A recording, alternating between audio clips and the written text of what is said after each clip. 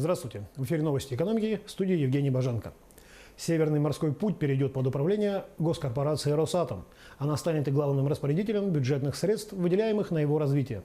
После длительного обсуждения правительство России согласовало расширение полномочий «Росатома» по управлению Севморпутем. На компанию возложат функции по оказанию государственных услуг в области морской деятельности и по управлению государственным имуществом в районе Севморпути и прилегающих территорий. Владимир Путин провел в Кремле совещание, посвященное стимулированию деловой активности, улучшению инвестклимата, а также продвижению крупных инфраструктурных проектов. Президент отметил, что по итогам 5 месяцев макроэкономическая ситуация в стране в целом стабильная, а по ключевым параметрам наблюдаются позитивные тенденции. Глава государства также напомнил, что эти задачи прописаны в указе о развитии России до 2024 года. До октября положения указа должны быть развернуты в конкретные национальные проекты и программы. При этом крайне важно наладить взаимодействие с регионами. Мнение секретаря Совета безопасности России Николая Патрушева о том, что инфраструктурные проекты Якутии важны для всего Дальнего Востока, очень весомое. Так прокомментировал руководитель Республики Айсен Николаев выездное совещание Совбеза по вопросам национальной безопасности на Дальнем Востоке, которое прошло в Петропавловске и Камчатском.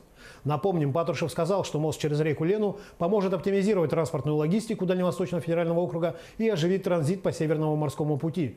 Проект также позволит решить инфраструктурные проблемы Якутии и сэкономить миллиарды бюджетных рублей, которые уходят на северный завоз в арктические районы. Николай Платонович Патрушев в своем выступлении отметил два вопроса, связанных с транспортной инфраструктурой.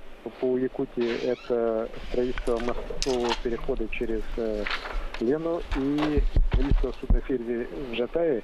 Оба проекта крайне важны в целом для Дальнего Востока, по мнению секретаря Совбеза, так как они решают проблемы не только Республики Саха-Якутия, но и решают геополитические задачи обеспечения транспортной безопасности в целом по Дальнему Востоку и в целом по Российской Федерации. Выплаты страхового возмещения вкладчикам якутского банка «Татта», у которого Центробанк России отозвал лицензию 5 июля, начнутся не позднее 19 июля. Об этом сообщается на официальном сайте Агентства по страхованию вкладов. До указанной даты агентство опубликует в местной прессе, а также разместит на сайте официальное объявление с детальной информацией о месте, времени, форме и порядке приема заявлений о выплате страхового возмещения вкладчикам. Страховое возмещение выплачивается вкладчику в размере 100% суммы всех его счетов в банке, в том числе открытых для осуществления предпринимательской деятельности. Но не более 1 миллиона 400 тысяч рублей в совокупности. Это уточняется в сообщении. Правительство России подготовило законодательный запрет на создание новых ГУПов и МУПов в сфере тепло- и водоснабжения. Действующие ГУПы и МУПы в течение 1,5 лет должны быть преобразованы в казенные предприятия. Это делается для того, чтобы в случае банкротства было невозможно просто так списать их долги. Такая мера должна остановить рост задолженности коммунальных предприятий перед поставщиками. Также вводится административная ответственность собственников и руководителей жилищно-коммунальных компаний за нарушение нормативов по созданию и использованию запасов топлива.